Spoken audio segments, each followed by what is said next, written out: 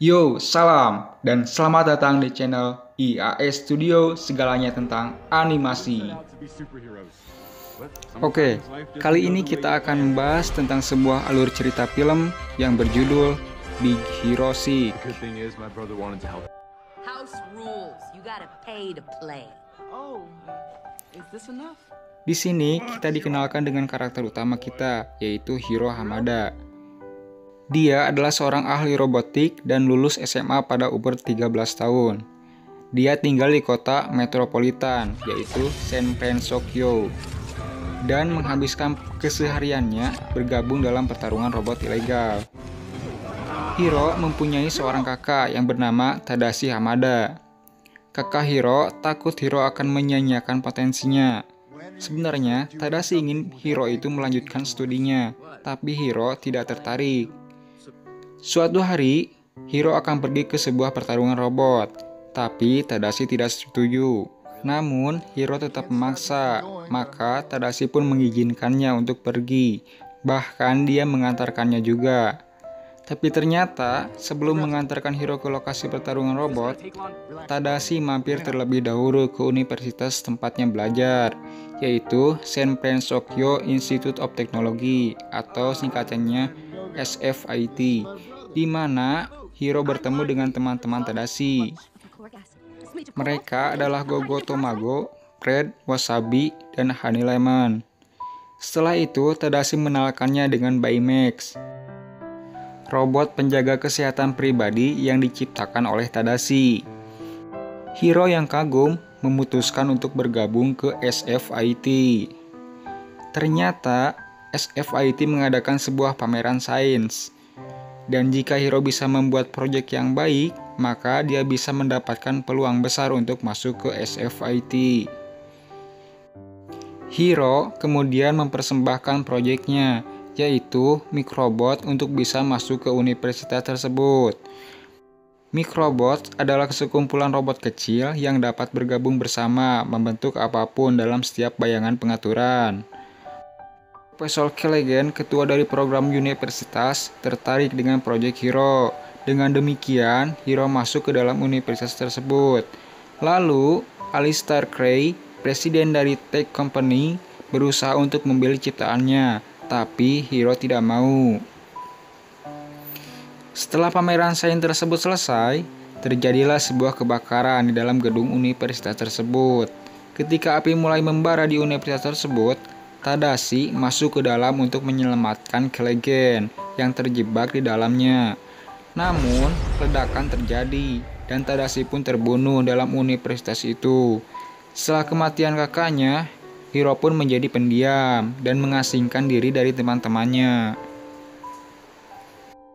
Suatu hari, Hiro tidak sengaja mengaktifkan Baymax. Secara bersamaan, dia menemukan satu mikrobot di sakunya.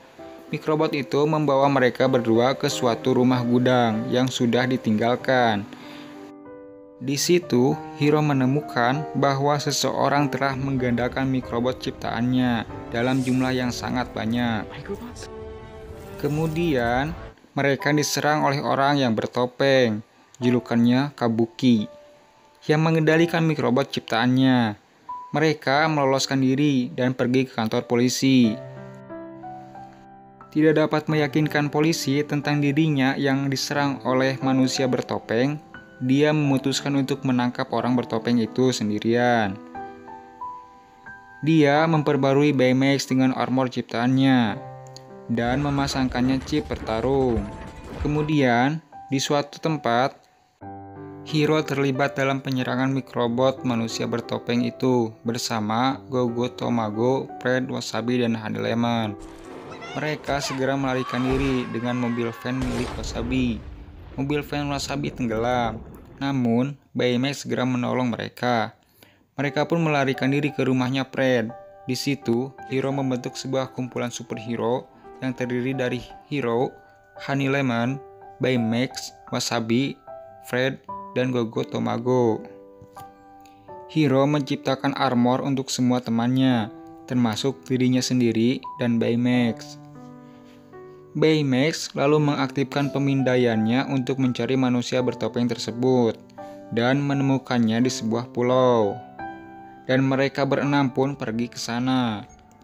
Dan ternyata tempat tersebut merupakan laboratorium lama milik Cray Teknologi yang dulunya telah dipakai untuk menguji teknologi teleportasi yang bernama Project Silent Sparrow.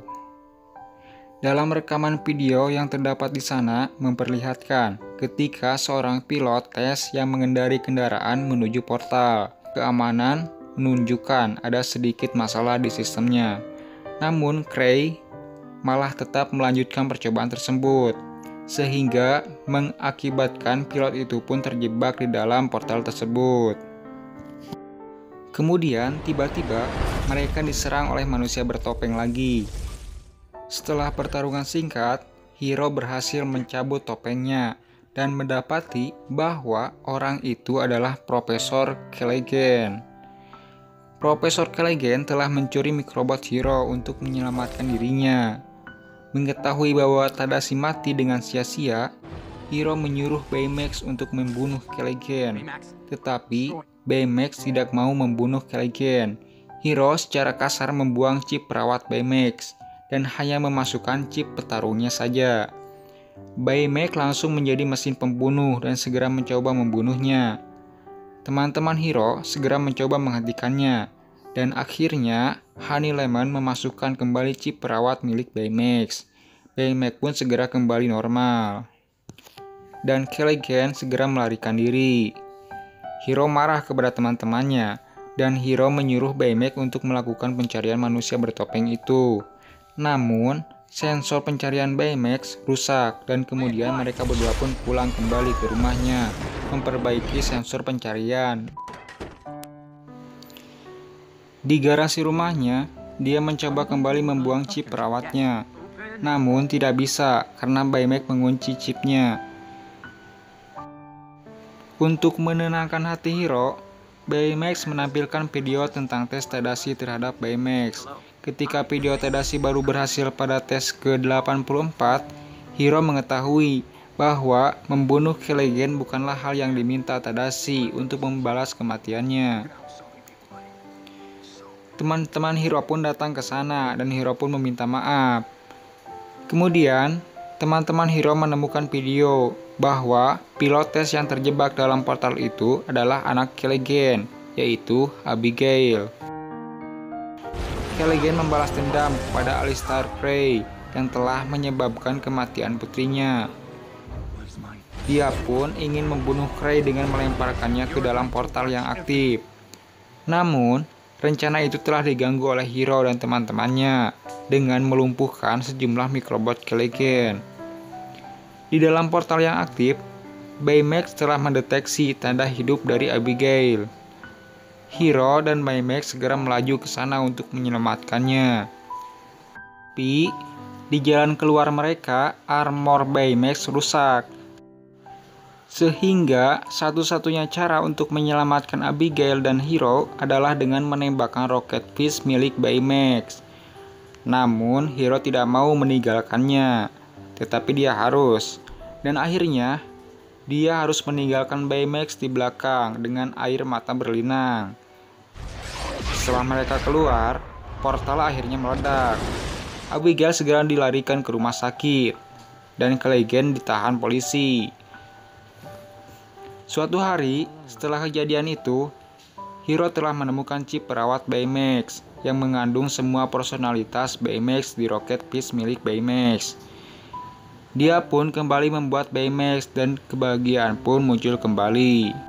Film diakhiri ketika teman-temannya, Baymax dan Hiro segera melindungi kota dengan harapan untuk memenuhi harapan Tadashi untuk membantu banyak orang.